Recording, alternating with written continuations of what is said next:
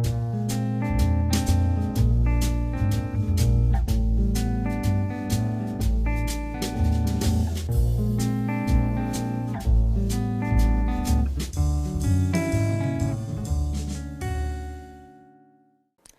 pelo final da adolescência, por volta dos 16, 18 anos, uma pergunta incômoda começa a se repetir. O que você vai fazer da sua vida profissional? Ou sendo mais objetiva, o que você vai fazer para ganhar dinheiro ao longo da sua vida? E não são só os amigos e parentes que querem saber. A pergunta se repete também nos próprios pensamentos. Se você considerar que existem mais de 2.600 profissões registradas no Brasil, já percebe o tamanho do desafio. Junte-se a isso o fato de que só nos últimos anos dezenas de especialidades novas surgiram e outras tantas deixaram de existir. Parece que está cada vez mais difícil tomar uma decisão definitiva com tantas variáveis nesse caminho. Mas calma, que tem meios para a gente fazer essa escolha. Hoje a gente vai conversar sobre orientação profissional. Os nossos convidados são a fisioterapeuta Isabelle Nóbrega, o estudante Eduardo Curti e a psicóloga Flávia Pitella. Gente, muito obrigada pela presença de vocês aqui com a gente hoje. Flávia, eu vou começar com você, porque além de orientadora, né, psicóloga, trabalha nessa área, você também tem aí uma história longa, que eu vou pedir para você ser bem sucinta, porque se depender do seu currículo e as suas decisões e procuras por essa decisão, a gente passa o programa todo falando delas, né? Então, me conta um pouquinho o que você traz dessa sua experiência para a sua atividade hoje como orientadora. Bom, eu acho assim que o estudante ele tem que resolver o que ele vai querer ser quando crescer, o que ele vai fazer da vida dele muito cedo, infelizmente. Tipo, como você falou, com 16, 18 anos já fica aquela questão, meu Deus, qual vai ser a faculdade que eu tenho que escolher e tal. Comigo não foi diferente de ninguém. Então, na época, eu fiz que se chamava orientação vocacional, o que é errado de se dizer, porque ninguém tem uma vocação, não é só tenho aquela opção para a minha vida. Todo mundo tem 1000 habilidades, 1000 aptidões, então assim, dentro de um leque que você pode escolher, o ideal é você escolher o que você se adapta melhor e o que você se sente melhor fazendo. Então, na época eu fiz o teste vocacional, que hoje em dia a gente não chama mais assim, a gente chama orientação profissional. Deram algumas áreas, eu optei por arquitetura na época, que foi a que eu me identifiquei melhor. Cheguei a cursar, cheguei a me graduar e tal. Depois disso percebi, já trabalhando na área, que não era exatamente o que eu imaginava. Aí comecei a focar já na área de administração, fiz pós, MBA e tudo mais. Comecei a trabalhar com recursos humanos, que também foi uma coisa que eu me apaixonei. Dentro da área de recursos humanos, foi quando eu me descobri pela área da psicologia. Olha só o tamanho desse arco, exato, né? É interessante ver isso, porque realmente os caminhos vão te levando e tem muita lógica, mas se você olhar de ponta a ponta, você vê que você partiu de um lado e foi para o outro completamente oposto. Vamos continuar com isso, eu só trazer os nossos outros convidados aqui. Eduardo, você tem pais professores, né? Um de humanas, outro de exatas, ou seja, isso te atrapalha ou te ajuda nessa decisão? Você está exatamente nesse momento, né? Pois é. Na verdade, a vida inteira, meus pais sempre me deram muita liberdade para escolher o que eu quisesse. Contanto que eu estivesse feliz com a minha escolha, eles sempre apoiaram. Quando eu era menor, no ensino fundamental, eu detestava história, detestava humanas em geral. Até porque meus pais são separados desde os meus 2 anos e eu vivi com a minha mãe. Então, E ela é professora de história? De matemática. De matemática, então, a infância inteira era matemática o tempo todo. Se perguntasse para mim o que eu queria fazer, engenharia, ponto. Mas quando eu cheguei no ensino médio, eu vi uma matemática completamente diferente, uma física, uma química que eu não tinha antes. Não vou falar que eu não gosto, gosto muito, mas... Vi que o buraco era mais embaixo, né? Era mais embaixo. Eu também tive essa sensação. Pois é. E graças a Deus eu tive uns professores de história, Shazam, que agora me dá aula, me abriu os olhos para a história e me fez mudar completamente de rumo, de onde eu queria engenharia e agora eu quero fazer direito. Eu vou te interromper aí também. Estamos deixando vários próximos capítulos aí, você está vendo, né, Flávia? Você também tem uma história assim, você é fisioterapeuta, mas você começou na comunicação. A comunicação tem esse atrativo, né? Muita gente, às vezes, começa na comunicação e descobre, opa, não vou nesse caminho. Como é que foi essa decisão para você? Pois é, na verdade, eu não cheguei a cursar comunicação, né? Mas comunicação era a minha escolha diante da ideia de uma faculdade. Então, em 2008, que foi a época que eu prestei vestibular, todas as faculdades no qual eu fiz vestibular era comunicação. Mas tinha uma que na época estava abrindo fisioterapia e uma amiga minha falou, tem esse curso nessa faculdade e eu queria fazer vestibular para todas as faculdades do Rio. Então, eu falei, vou fazer também. E acabei passando para fisioterapia, fui para fisioterapia, ainda com a ideia de comunicação na cabeça. Cheguei lá, me apaixonei, me encantei por fisioterapia e aí no segundo período, ainda com a ideia da comunicação, fiz de novo, que na época 2009 já era o Enem, da forma que é hoje. E aí não passei, mas tive uma oportunidade de uma bolsa de estudo numa faculdade particular, mas aí eu não quis ir, porque eu já estava gostando. Isso é uma coisa que eu já queria trazer aqui para a nossa conversa, para a nossa discussão, né? Muitas vezes essa escolha acaba se definindo pela possibilidade ou não de se entrar numa faculdade pública, né? Sim. Pela facilidade, até porque realmente é muito difícil para algumas profissões você conseguir esse espaço, pela qualidade dessas faculdades. Exatamente. É um peso grande, né, Flávia? Assim, falando dos adolescentes de hoje em dia, independente da classe econômica, quando o adolescente opta por uma carreira, seja ela qual for, ele também leva em conta a questão financeira em primeiro lugar. Muitas vezes ele deixa de lado o desejo dele, a vontade dele, aquilo que ele gosta, aquilo que ele se dá melhor, por exemplo, alguma disciplina, ou matemática, ou história e tal, abre mão daquilo para seguir uma carreira que vá ser rentável, que vá depois trazer para ele dinheiro. E isso, muitas vezes, no futuro, acaba agregando uma série de problemas. São pessoas infelizes que trabalham com coisas que não gostam, são pessoas que, por conta dessa escolha, acabam ficando insatisfeitas e acham que não tem mais solução na vida. Porque eu não vou fazer outra faculdade, porque essa faculdade é que me dá meu ganha-pão e tal. E não é bem assim. O ideal é que o estudante escolha aquilo que ele mais gosta, exatamente, porque se ele gosta daquilo, ele vai fazer bem. E fazendo bem, ele vai conseguir lugar no mercado de trabalho e vai conseguir fazer bem. Mas também tem outras possibilidades do tipo, o estudante optar por coisas inatingíveis. Vamos, assim, sendo bem clara, a faculdade de medicina. Por mais que você faça numa faculdade pública, medicina, é uma faculdade cara e é uma faculdade que leva muito tempo, que você tem que ter pelo menos alguém para te dar um respaldo para você conseguir chegar até o final dessa faculdade.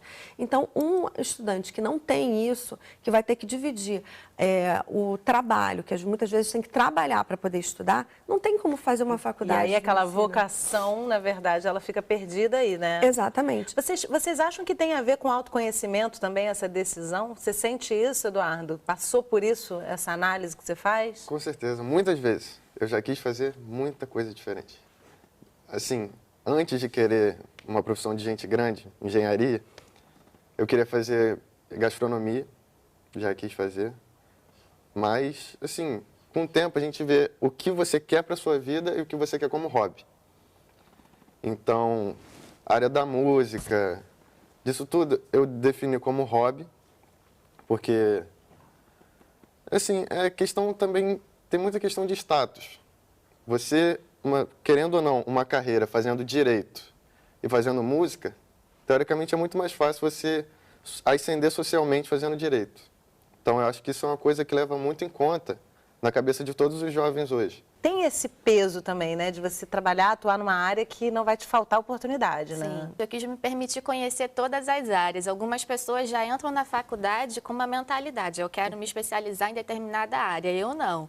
Até pelo fato de eu não me imaginar na área da saúde, né? Então eu quis conhecer todas, fiz diversos estágios e nunca me rotulei, sou fisioterapeuta, vou ser com essa especialidade. Não, me permiti até o momento que eu me conheci de fato, né, para saber o que era aquilo que eu queria e me especializei a partir dessa surpresa, desse conhecimento que eu tive nessa vivência desses estágios dentro da faculdade. Eu acho muito interessante uma coisa que a Flávia trouxe, quero aproveitar esse gancho, porque a gente tem uma reportagem que a gente foi buscar, mostrar exatamente um jovem que está nessa busca, procurando seu espaço profissional. E aí temos realmente no nosso país essa dificuldade para grande parte da população de simplesmente poder escolher, né? Perfeito. Ou seja, para grande parte da população, escolher fazer medicina não é uma opção, mesmo que ela tenha... sinta todo o dom, a vontade, a inspiração para fazer aquilo ali, ela não vai poder porque ela não tem o apoio necessário para fazer aquilo. Perfeito. E aí buscam-se opções, né? Sim. Então a gente vai fazer um intervalo rapidinho para poder ver essa reportagem e no terceiro bloco a gente continua conversando sobre tudo isso e mais que a gente vai assistir. No próximo bloco a gente vai conversar com o Yuri, um estudante de pré-vestibular. Ele divide com a gente a experiência dele. Não sai daí que o intervalo é bem rapidinho.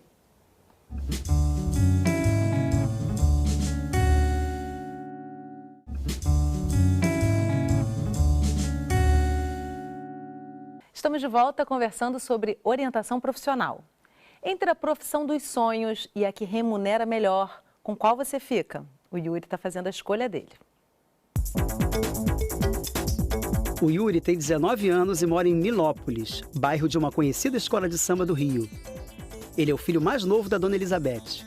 Se formou no ano passado no ensino médio e sonha em ingressar numa universidade. Eu tive dúvida um momento. Eu queria muito cursar biologia e me especializar em biologia marinha.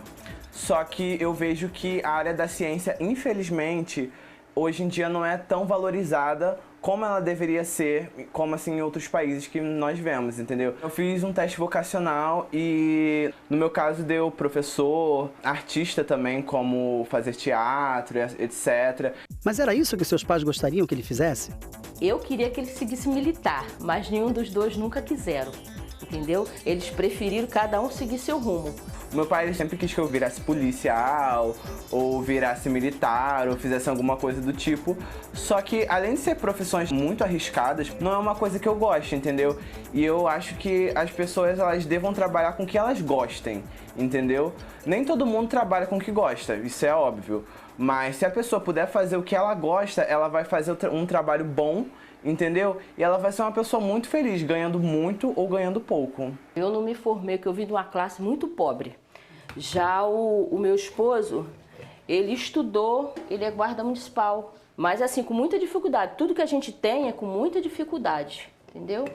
E por isso que a gente incentiva os filhos da gente a estudar. A pessoa que é mais pobre, que vem de um local mais pobre, é mais difícil você ter acesso. Tanto à faculdade, como ao ensino médio que ele terminou agora, a gente sempre incentivando o estudo a ele, entendeu? E eu tô achando muito bom ele estudar, porque ele vai ter um futuro muito melhor. Mas pelo visto, ele já decidiu. Eu quero entrar na área da educação e eu tô almejando cursar História, entrar numa federal, obviamente. E educar, conversar com as pessoas, falar, sempre foi uma coisa que eu gostei muito, entendeu? Transmitir conhecimento e receber conhecimento. Decidido a realizar seu sonho, mas sem condições de pagar um curso pré-vestibular, ele se matriculou num projeto gratuito. O pré-vestibular social foi uma ideia que eu tive de eu realmente querer ingressar na universidade, sabe? Me ver bem, entendeu? Me ver com uma profissão que eu goste, me ver com um futuro melhor e também que eu possa dar um futuro melhor para minha família, dar um futuro melhor para minha mãe. O curso que o Yuri participa foi criado com o intuito de ajudar estudantes de baixa renda a ingressarem na rede superior de ensino. Ele funciona em 10 regiões menos abastadas do estado e se mantém através de doações e apoio de instituições. Os professores são todos voluntários. O curso é muito procurado por ser um pré-vestibular gratuito. Muitas pessoas que fizeram ensino médio em escola pública e que não têm condições de pagar um pré-vestibular acabam procurando se inscrever aqui. Só que a demanda é muito grande, foram mais de 1.000 inscritos no início do ano e acaba que a gente não consegue atender todo mundo. É para que elas tenham acesso à graduação e ocupem um lugar que é deles, que é a graduação pública de qualidade, além de tornar eles parte da sociedade. Por isso, um pré-vestibular popular não visa só a prova em si, o Enem, mas como eles se inserem na sociedade. Alguns alunos não têm condições nem de pagar as provas e acabam não fazendo por causa disso. E por isso a gente procura doadores para dar a chance de pelo menos tentar fazer a prova para ter acesso à graduação. Os resultados, o que vocês têm visto, né, nesse tempo que o curso existe, tanto aqui em Nilópolis quanto nas outras unidades? A gente vê que muitos alunos de escola pública estão acessando a universidade. A gente já tem várias aprovações na UERJ, UF, Rural, e a gente vê que no futuro isso pode muito bem retornar. Pode ser que eles venham a contribuir com o pré ou mesmo com a própria cidade, e eles venham um outro caminho como alternativa, que é a graduação pública gratuita. E o que será que o nosso amigo espera para o futuro? Eu pretendo alcançar até o mestrado, se possível, ser chamado de doutor um dia, né? Quem sabe? Não, Yuri não, doutor Yuri.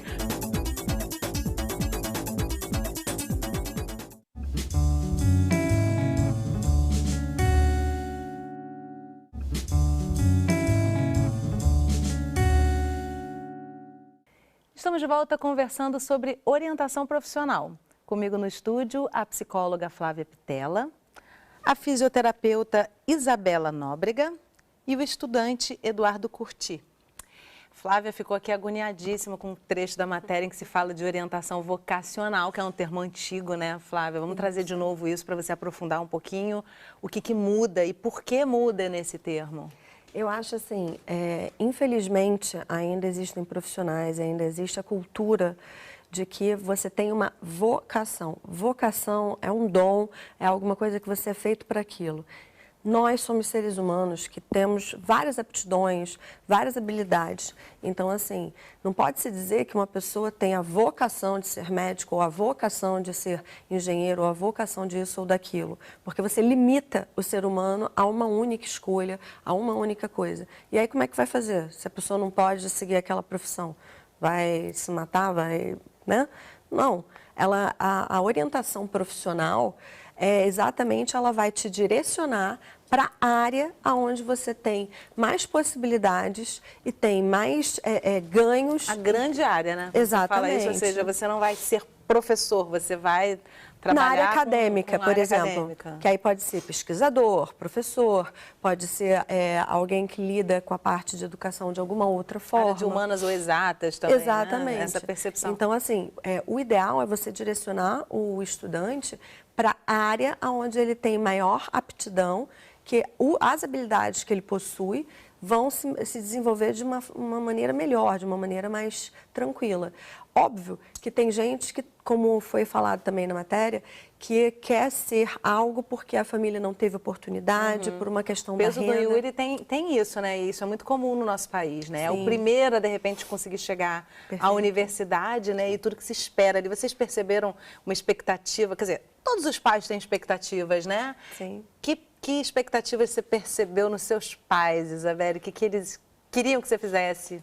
Olha, e o que eles acharam das suas escolhas? Na verdade, a minha mãe sempre me respeitou muito. Eu sou filha de pais separados, então a minha criação foi só com a minha mãe. A minha mãe sempre me incentivou, desde criança, a fazer uma faculdade, né? Minha mãe só tem o ensino médio incompleto. E aí, antes mesmo de eu saber o que era a faculdade, minha mãe sempre disse que no futuro eu faria, mas qual área, o que eu seria, nunca teve essa pressão ou essa escolha por parte dela, né? Ficou mais comigo. E eu me identifiquei muito até com a reportagem, porque eu também fiz um pré-vestibular comunitário. Na época, era um pré-vestibular em que eram alunos da licenciatura da UFRJ que davam aula nesse pré-vestibular. Foi de suma importância para mim, porque eu estudei a minha vida toda em escola pública também.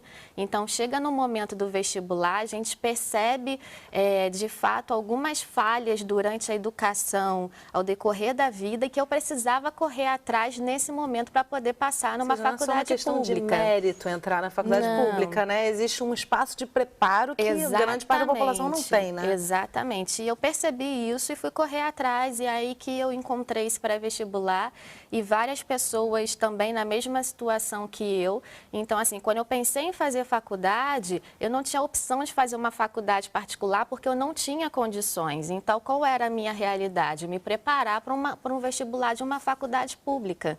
E aí foi isso que eu fiz e acabei cursando fisioterapia, né? Seus pais, Eduardo, como é que eles esperavam e o que eles estão achando aí desse seu momento? Assim, como eu falei, meus pais nunca me imporam a fazer nada, assim, nunca me obrigaram a escolher uma área que eles gostam, que eles gostassem mais, até porque foi completamente diferente. Mas tem aquela área que eles querem, né? Vai por aqui. Os pais geralmente não obrigam, né? Até porque não adianta muito obrigar, né, Flávio? Eu acho que também seria, assim, muito legal da parte deles falar, meu filho seguiu a minha carreira, seguiu a minha área. Acho que seria muito legal. Mas, assim, sempre me deixaram muito livre para escolher. Como eu falei, quando eu queria fazer engenharia, me apoiaram totalmente. Quando eu quis mudar, falei, não, quero a área militar. Meu pai, então, adorou. Minha mãe já não gostou muito porque ela me conhece e sabe que não ia dar muito certo lá. Aí agora, quando eu escolhi fazer direito, os dois também super me apoiaram. Porque tem áreas que são, assim, muito amplas, né, de se poder trabalhar. Psicologia, direito, são áreas que abrem muitas portas, né? Sim. Agora, Flávia, na indecisão, assim, eu vejo muitos jovens que começam a faculdade, chegam no meio, como aconteceu com você mesma, né? Sim. Assim, não é o que eu estou querendo fazer exatamente. Você acha que o ideal é ir até o fim, independente do que você quer e que você possa mudar, ou interrompe-se de imediato e vai buscar o que se quer? Pois é, vou trazer então minha situação pessoal aqui. Eu acho que para interromper é só se estiver sendo algo do insuportável.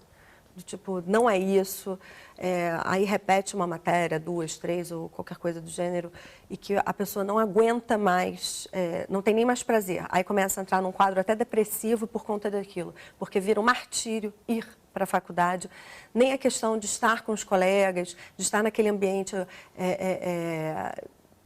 animado que normalmente tem dentro de uma faculdade e tal, começa a virar uma coisa que você não tem nem mais... Até porque às vezes você pode não ter afinidade no final. Perceber um dos motivos para você querer mudar de área é porque a sua afinidade com aquele grupo não acontece naturalmente, né? Perfeito. Agora, se é algo que você está no último ano e que, por exemplo, eu tenho pacientes que têm esse caso. Então, no último ano de uma faculdade, por exemplo, de cinema, se falta 3, 4 matérias...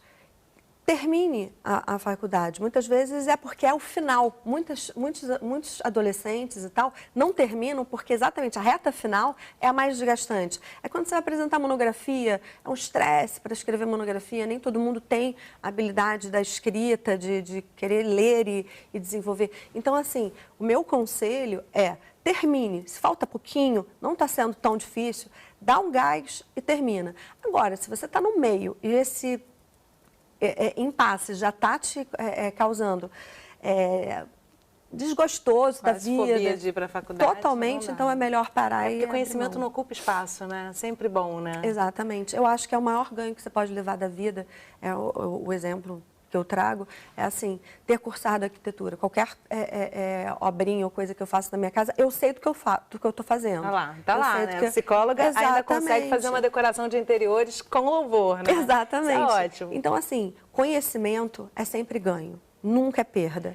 E é errado pensar que você tem que voltar atrás para fazer uma nova faculdade, que você perdeu tempo. Não perdeu. Pelo contrário, você ganhou conhecimento. Você se sente... Eu acho que é até comum esse sentimento de talvez pensar em desistir, porque vamos falar a verdade, é um processo cansativo. Uma faculdade são 4, 5 anos e aí, como ela falou, né, são coisas que a gente tem que cumprir. Às vezes a gente não gosta, mas a gente tem que cumprir para poder se formar. Então, assim, é comum numa turma. Eu comecei numa turma com 30 pessoas, concluímos 14. Então, exatamente, muita gente fica no caminho, né? Exato, e esses 14 também sentiram vontade de desistir, né, em determinado momento. Mas é aquilo que eu sempre busco e eu acho que também a gente precisa, nesse processo tão importante, ter algum referencial na vida. Porque quando esse momento de pensar em desistir, o desânimo vier, você precisa de uma motivação para te fazer prosseguir, né? No meu caso, sempre foi Deus e a minha mãe. Então, nessas horas mais difíceis, em que a gente se descabela e acha que não vai conseguir, que não dá conta, que vai desistir, eu sempre me apegava muito a Deus e a minha mãe para poder prosseguir. Eu acho que é muito importante nessa fase você ter alguém, alguma referência que te dá um ar para você poder ir adiante. Boas dicas, Eduardo. Com certeza. Como é que você está se sentindo nesse momento da vida? O que você espera aí de futuro? Nesse momento é a reta final para o Enem, o vestibular, em novembro. Então, com certeza, tudo que eu escutei aqui hoje vai me levar para um crescimento muito maior. E tudo dando certo. O suspiro é bem do estudante. Ah, meu Deus, para onde irei nesse momento? O que vai vir por aí, né? São aventuras novas. As duas aqui já passaram por tudo isso. Vocês três já passaram por tudo isso. E é vencer cada etapa que vier. E se perceber jovem também para fazer uma escolha tão difícil, né? Você Exatamente. pode ir por um caminho e de repente, opa, voltar, faz parte, né? Acho que essa mensagem precisa ser passada, né, Flávia? Assim, de não desistir de si próprio porque está na dúvida, porque em 2 décadas você não tem vivência suficiente. Muitas vezes tem gente que já nasce com aquele desejo, né? Já está ali brincando de ser jornalista, brincando de ser advogado, enfim. Tem gente que já nasce assim, com essa vontade. Agora, tem pessoas que vão ter que se trabalhar e se conhecer ao longo de um bom período aí para poder encontrar esse momento. Eu digo até mais, eu acho assim, nunca é tarde para você retomar os estudos, como eu falei, é sempre conhecimento. Estudar a vida toda, né? Exato. E eu tenho pacientes que, por exemplo, estão com 50 anos, filhos crescidos, já com netos, e que voltaram à faculdade. Hoje em dia, o número de pessoas depois dos 30 que voltam à faculdade... Gente, como é bom, né? É lindo fazer faculdade mais maduro também, que você aprende muito sim. mais. Infelizmente, eu tenho que interromper o programa. A gente já cumpriu aqui, já ocupou o nosso espaço de tempo possível para hoje, mas é um assunto que de tempos em tempos a gente tem que retomar, né? Porque realmente é uma discussão que tem... Sempre alguém precisando ouvir alguma orientação, né, Flávia? A gente quer agradecer muitíssimo a presença de vocês aqui hoje. Obrigada por compartilhar as experiências de vocês. Imagina. E obrigada a você que acompanhou a nossa conversa de hoje pelo Canal Saúde, internet, um dos nossos canais parceiros. Quer compartilhar sua experiência com a gente? Manda uma mensagem na nossa página no Facebook. Esse programa já está disponível no site do Canal Saúde e você pode compartilhar. Eu te espero na nossa próxima conversa. Até lá!